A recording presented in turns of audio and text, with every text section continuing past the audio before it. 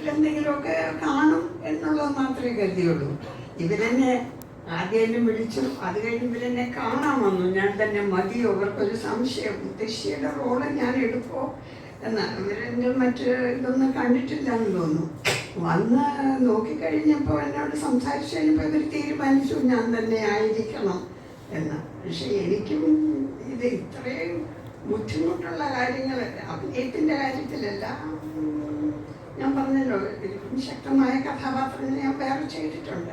അതിൽ നിന്നും സിനിമയിൽ മാത്രമല്ല നാടകങ്ങളിൽ.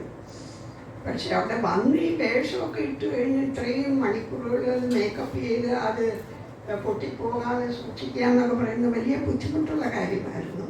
പക്ഷെ എന്നാലും ആളുകൾക്ക് ഇഷ്ടപ്പെട്ടു എന്നപ്പോൾ കണ്ടവരൊക്കെ പറഞ്ഞപ്പോൾ ഒരു തൃപ്തിയാകുന്ന, കഷ്ടപ്പെട്ടതിനൊരു ഫലം കിട്ടിയല്ലോ എന്നെനിക്ക് തോന്നി.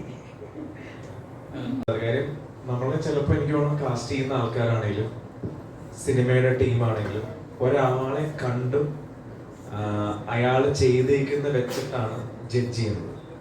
എൻ്റെ കാര്യത്തിന് വേണ്ടി പറഞ്ഞല്ലോ കേട്ടോ, ഞാൻ ചുമ്മാ പറയുന്നത്.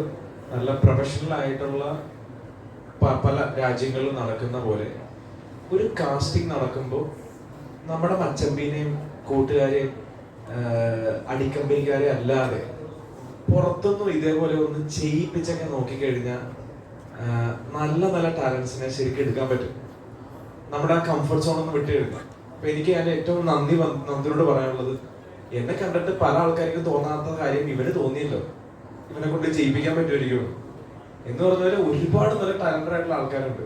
അപ്പൊ അവരൊക്കെ ചിലപ്പോൾ നമ്മളെ ഈ കംഫർട്ട് സോണിലുള്ള കമ്പനിക്കാരെ മാത്രം വിളിക്കാതെ പുറത്തുനിന്നും വിളിച്ച് ചിലപ്പോൾ ചെയ്യിപ്പിച്ചോ നമ്മൾ പ്രതീക്ഷിക്കാത്ത ഔട്ട് കിട്ടും. ഇവനിൽ നിന്നും അല്ലെങ്കിൽ ഇങ്ങനൊരു ക്യാരക്ടറിനെ സാധാരണ ഉള്ളതിൽ നിന്ന് കുറച്ച് കിട്ടും. അപ്പൊ അതിനെനിക്ക് വേണമെങ്കിൽ ഞാനിത് റെഡിയായിരുന്നു, എന്ത് പണ്ടാരം നടന്നാലും ഞാനിത് വിടൂല എന്ന് റെഡിയായിരുന്നു.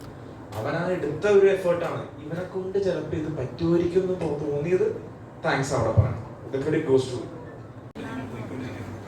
കഴിഞ്ഞ ഒരു വർഷത്തെ ഒരു യാത്രയായിരുന്നു നമ്മുടെ കൂടെ ഈ പ്രോജക്റ്റിന് വേണ്ടിയിട്ട് തുടങ്ങിയത്. അവിടെ നിന്ന് തുടങ്ങി ഇവിടെ വരെ എത്തിയ ഒരുപാട് ഹാപ്പിനെസ്സും ഒരുപാട് കഷ്ടപ്പാടും ബുദ്ധിമുട്ടുകളും എല്ലാം നടന്ന് ഇത് ഭംഗിയായ പ്രോജക്റ്റായി മാറുന്നു എന്ന് കാണുന്നതിൽ വലിയ സന്തോഷം.